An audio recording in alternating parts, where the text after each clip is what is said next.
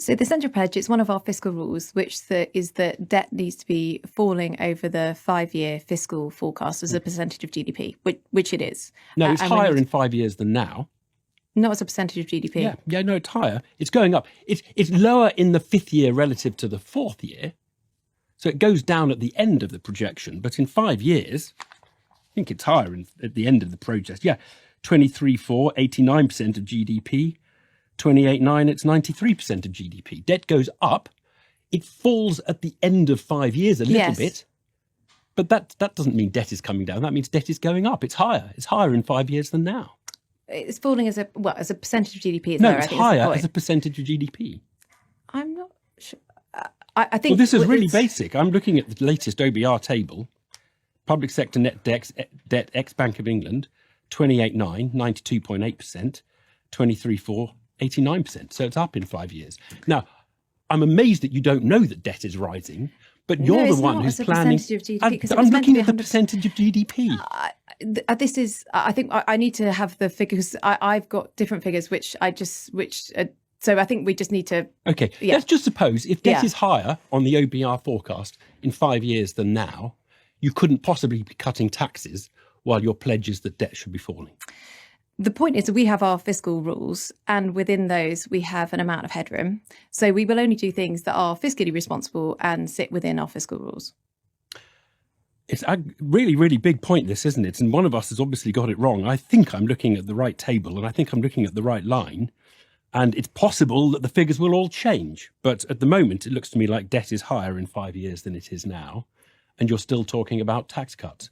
And I'm just wondering how you do that if you're pledging debt falling is one of your key 5 pledges. Percentage of GDP over the 5-year forecast. Yes, and I'm looking at the percentage of GDP line. That's the only relevant one. So I think that we've always said that we will only do things within our fiscal rules and where it is affordable for us to do so. So yes, we want to cut taxes. We believe that drives growth, but we will only do it if it sits within our fiscal rules. Only recently you claimed that we could leave on no deal and we just carry on trading with the EU as now, pending a new trade agreement to be done.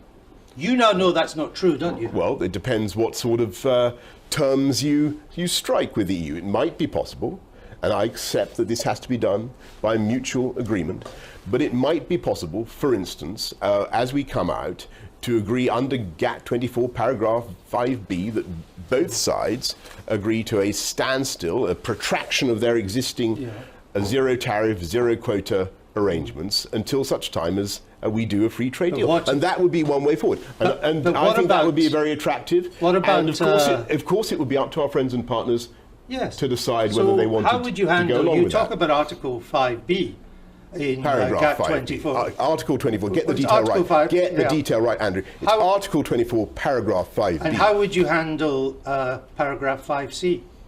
I would confide entirely in paragraph 5b, because that is... How would you get round what's in 5c? I would confide entirely in paragraph 5b, which is enough for our purposes. No. I thought you were a man of detail. Well, you didn't know whether it was an article or a paragraph. So how much would 10,000 police officers cost? Well, if we recruit the 10,000 police men and women over a 4-year period, we believe it'll be about £300,000. £300,000 for 10,000 police officers? What are you paying them? No, I mean, sorry. How much will they cost? It will cost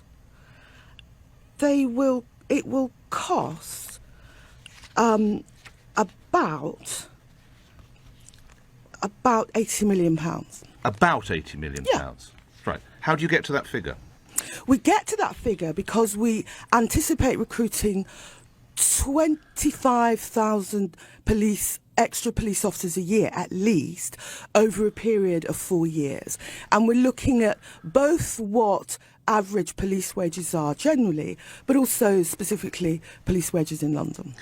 And this will be funded by the reversing, in some instances, I think, the cuts to capital gains tax. But I'm right in saying that since Jeremy Corbyn became leader of the party, that money has also been promised to reverse spending cuts in education, spending cuts in arts, spending cuts in sports. The Conservatives say you spent this money already, Diane Abbott. Well, the Conservatives would say that. We've not promised the money to any area. We've just pointed out that the cuts in capital gains tax will cost the taxpayer over £2 billion, and there are better ways of spending that money. And this morning I'm saying to you that we will fund the 10,000 extra police officers by using some, not all, but just some of the over £2 billion.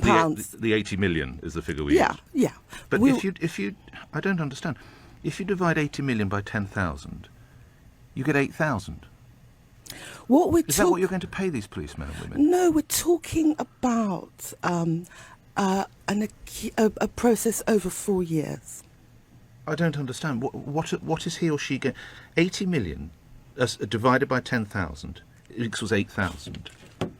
So what are these police officers going to be paid?